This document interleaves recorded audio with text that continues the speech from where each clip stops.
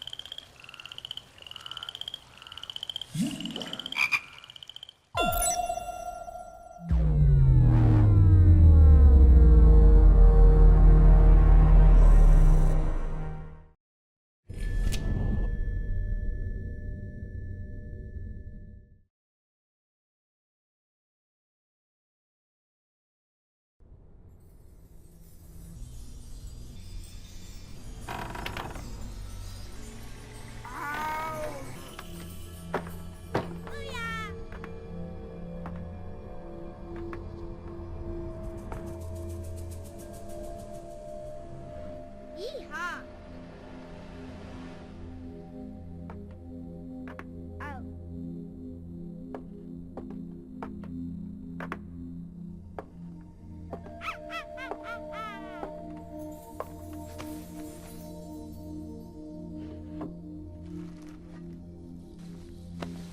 Oh.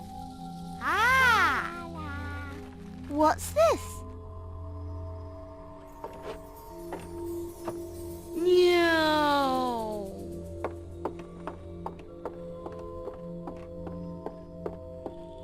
Baba, boop boop. La la la.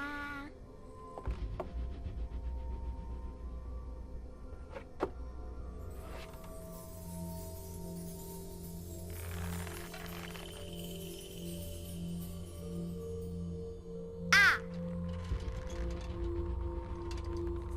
Ooh. The subtitles wasn't even right.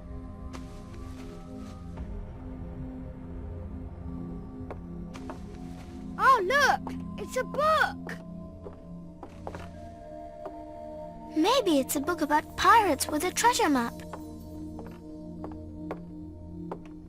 No, I don't think so. I wish that I had seen through all your lies. Oh, start from the beginning, not the middle. And so I decided to pick up my pen to relate the most disturbing episode of my life thus far. It all began early one morning in 1898, when Sherlock Holmes invited me to accompany him on a visit to the Marquis of Conyngham.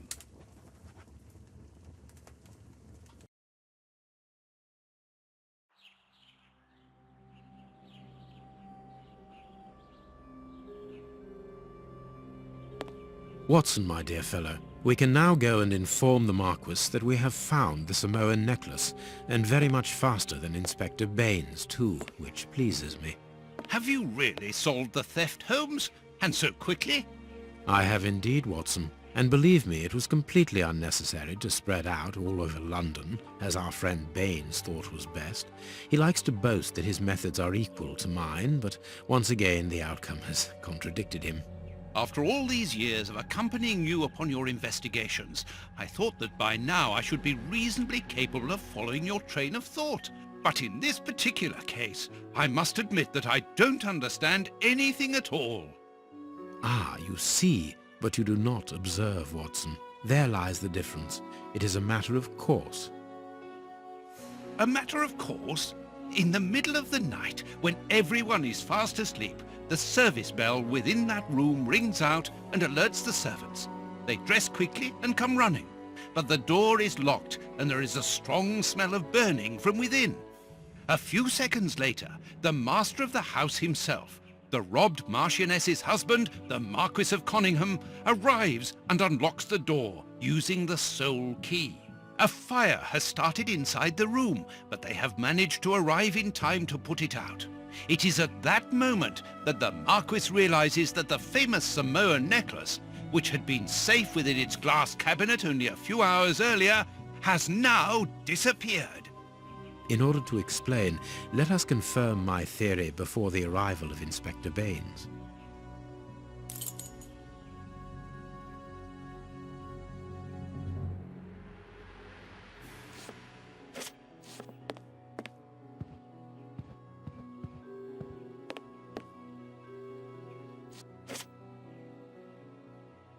This window was cut with a diamond, a clean, discreet piece of work.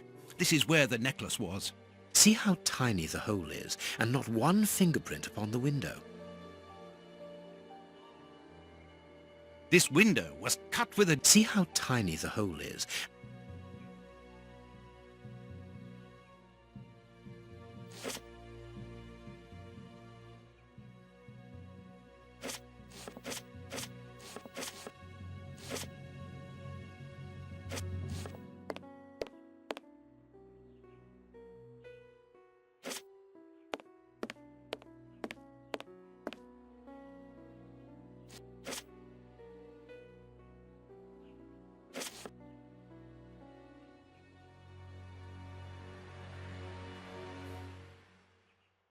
A mark undoubtedly made by a diamond. Someone tried to cut the glass, but he was interrupted. Therefore, the thief tried to escape through the window, but he was interrupted.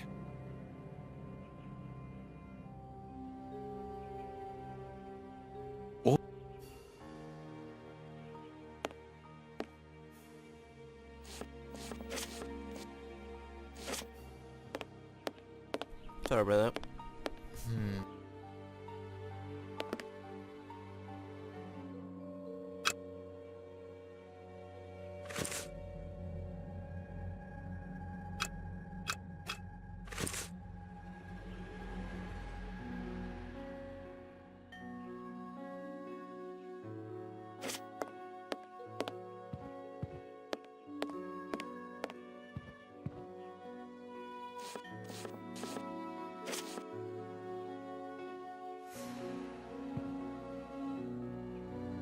Let us examine the crumpled scores that have fallen off the...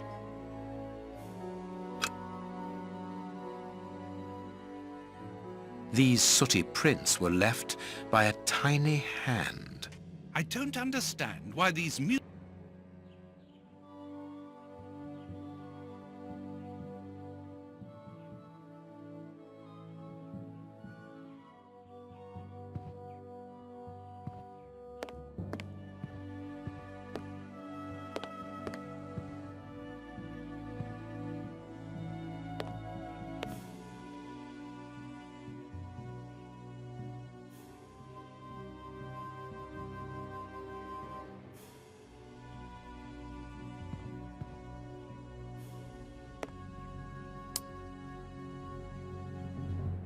This draft screen makes an ideal hiding place. As the theft was committed at night, I conclude that the thief hid himself behind the draft screen and waited until he was alone in the room. Strange, there aren't any prints, yet I'm sure that the thief hid here.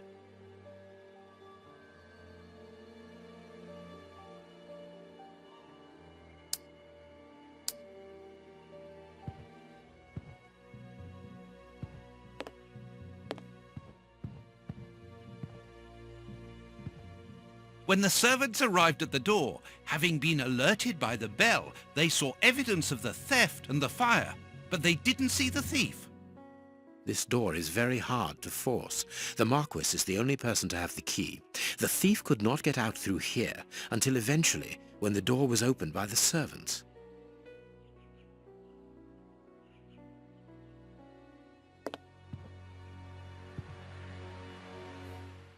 Heading towards his chosen escape route, probably the window, the thief knocked over the stool, which then caught fire. But why didn't he try to put the fire out at once? strange. There are some objects here that have been knocked over.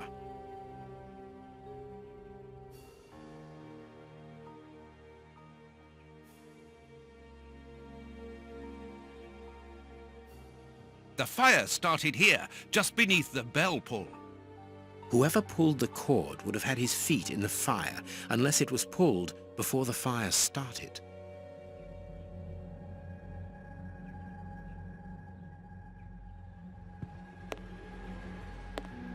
The chest wasn't opened. The necklace wasn't in it.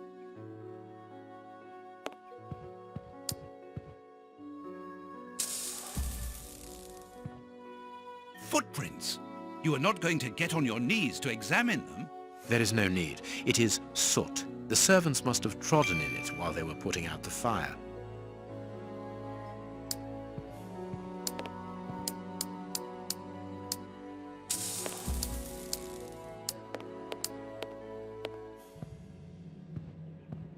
All the windows are locked. They've not been forced.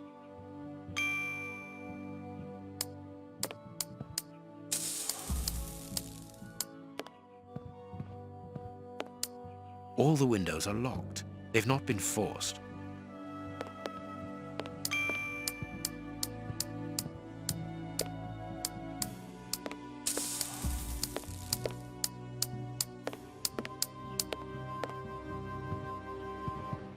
Not very well kept, this aquarium.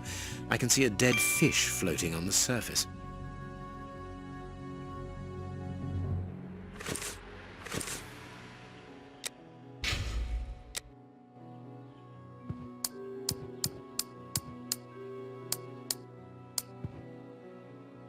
These documents are not very interesting, even though they're addressed to the Minister of Maritime Affairs. The Marquis himself.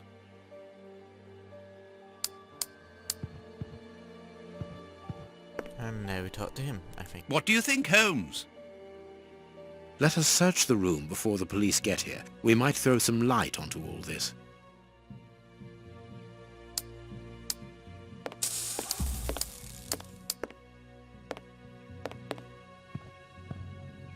A candle. It must have fallen from the chandelier.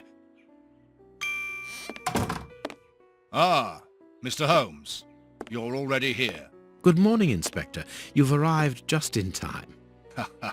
Scotland Yard arrives like the cavalry, always in the nick of time. Ah, but I know that satisfied expression, Mr. Holmes. Have you already solved the case? It's possible. We have retraced the thief's rather unusual footsteps. He is a true acrobat. But what I cannot understand is that when the servants entered the room, there was no one to be seen. An acrobat perhaps, but an invisible one? I do not think so. The only explanation is that the thief escaped before the servants arrived. I don't know how, but there is no other way. Half a point for the doctor, nil for the inspector. I am pleased to see that you find the situation amusing, Mr. Holmes. Very well then, explain. Dr. Watson was correct when he mentioned acrobatics, but he is mistaken about the nature of the acrobat. As for you, Baines, you're quite incorrect, as the thief was in the room when the servants entered. Explain, for heaven's sake, Mr. Holmes. Watson, how could a thief be missed in the middle of 8 men? I don't know. Because he is very small? Stop teasing us, Holmes. Exactly, because he is small. Small and remarkably agile. You're thinking of a monkey? And a trained monkey at that, without a doubt, a Leontopithecus rosalia from Central America. The animal had been hidden inside the room for several hours, calmly awaiting the signal from his master. Once night had fallen and the room was empty, a high-frequency whistle alerted the monkey that it was time to begin the procedure for which he had been trained.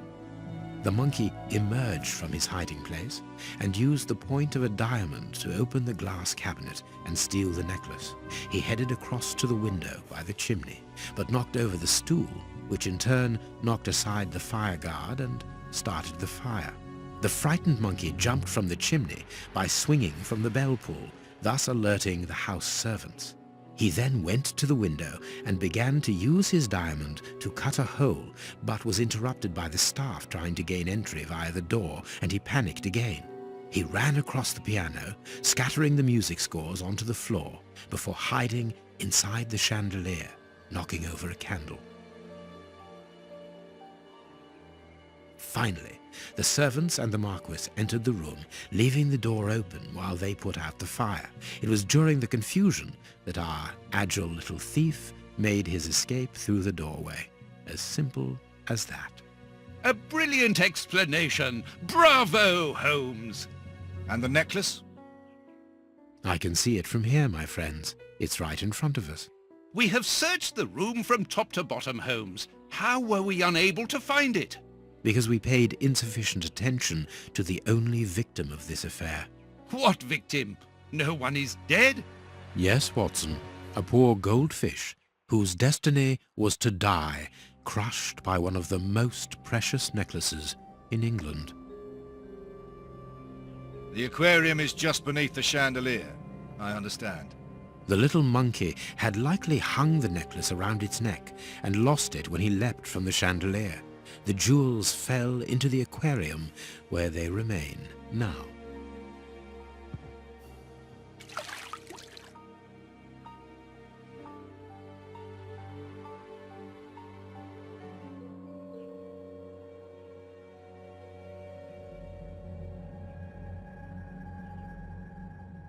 Marquis, here is your necklace, intact, just a little wet. Mr. Holmes, this brilliant demonstration does credit to your reputation. Thank you so much, Marquis. Do you wish to verify the authenticity of your jewel? No, I recognize it. I have spent many hours admiring it, you know. Good. I will return it to its box, and... Inspector, a bank has just been held up. You must follow me at once. Orders of Scotland Yard. What times? Sirs, duty calls. My regards, Marquis. And well done again, Mr. Holmes. There, the necklace is in its box. We've lost enough time here. Let's go home, Watson. Ah, very well, as you wish. A good day to you, Marquis. With pleasure, gentlemen. And once again, thank you. Okay, thank you for watching. Subscribe, like, favourite, and we'll be back for the next episode.